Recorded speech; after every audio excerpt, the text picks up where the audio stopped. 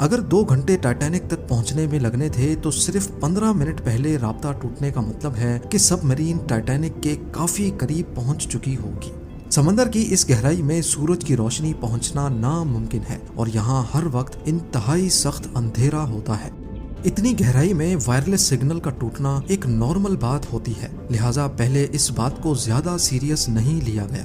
ये पूरा trip total 7 घंटों का था। 12 बजे से लेकर शाम को 7 बजे इनको वापस लौटना था, लेकिन जब शाम 7 बजे तक भी टाइटन से कोई राब्ता ना हुआ और ना ही वो वापस लौटी, तो अब ऊपर खड़ी मदरशिप में मौजूद क्रू के पसीने छूटना शुरू हो गए। Canadian research vessel polar Prince ने टाइटन की तलाश शुरू कर दी। 9:40 पे उन्होंने यूएस कोस्ट गार्ड से राब्ता करके मदद तलब की। अगले दिन मंडे को यूएस और कैनेडियन शिप्स और प्लेन्स ने पूरे एरिया में एक प्रॉपर सर्च ऑपरेशन शुरू कर दिया। उन्होंने सिर्फ समंदर की सतह पर ही नहीं बल्कि सोनार स्कैनिंग की मदद से पानी के अंदर भी अपनी तलाश जारी रखी। इस एरिया में जो कमर्शियल वेसल्स थीं उनको भी ऑर्डर दे दिया गया कि वो अपनी आंखें खुली रखें। अगले 2 दिनों तक ये तलाश जारी रही, लेकिन टाइटन का कोई अता पता ना चल सका। लेकिन फिर एक उम्मीद की किरण नजर आई। वेडनेसडे 21 जून को सुबह 6 बजे सर्च टीम को पानी की गहराइयों में से कुछ आवाजें सुनाई दी। ये आवाजें अंडर वाटर रेडार्स की मदद से सुनी गई थी। फौरन आरओवीज को आवाज की डायरेक्शन में भेजा गया, लेकिन इस बार भी टाइटन की कोई खबर ना मिली।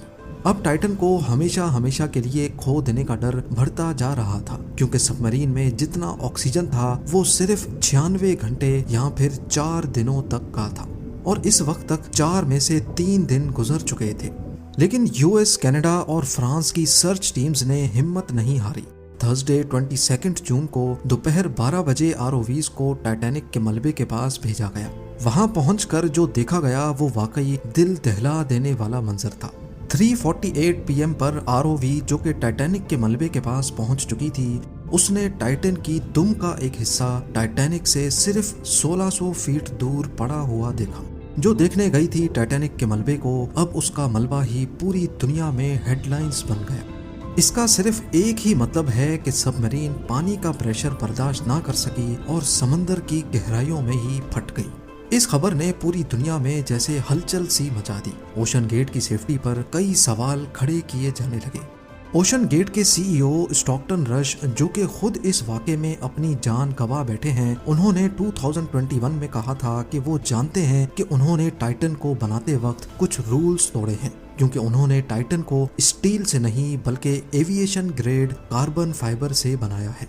पर वो इस इंडस्ट्री में कुछ नई इनोवेशंस करना चाहते थे, तभी स्टील को रिप्लेस करके कार्बन फाइबर का इस्तेमाल किया गया था। पहली बार लॉन्च से पहले टाइटन को 5000 से 10,000 PSI के प्रेशर पे टेस्ट भी किया गया, जिसमें वो पास हो गई थी। पर एक्सपर्ट्स का मानना है कि ओशन के अंदर हजारों किस्म की ताकतें सबमरीन पर पड़ती हैं, जिसमें ना सिर्फ प्रेशर बल्कि पानी का बहाव भी होता है, जो कि लहरों की वजह से पैदा होता है। इसके अलावा अंधेरे की वजह से ये भी हो सकता है कि कोई भारी पत्थर या फिर समंदरी मखलूक सबमरीन से टकराई हो। कुछ भी हो, टाइटन की तबाही की एक वजह तो इसका कार्बन फाइबर का हल था, लेकिन दूसरी वजह इसमें पहले से मौजूद क्रैक्स भी थे। जी हाँ, टाइटन सबमरीन 2019 में कार्ल स्टैनले नामी एक बिजनेसमैन को भी लेके गई थी, और उस वक्त भी उसको ओशन गेट के सीईओ ही ऑपरेट कर रहे थे।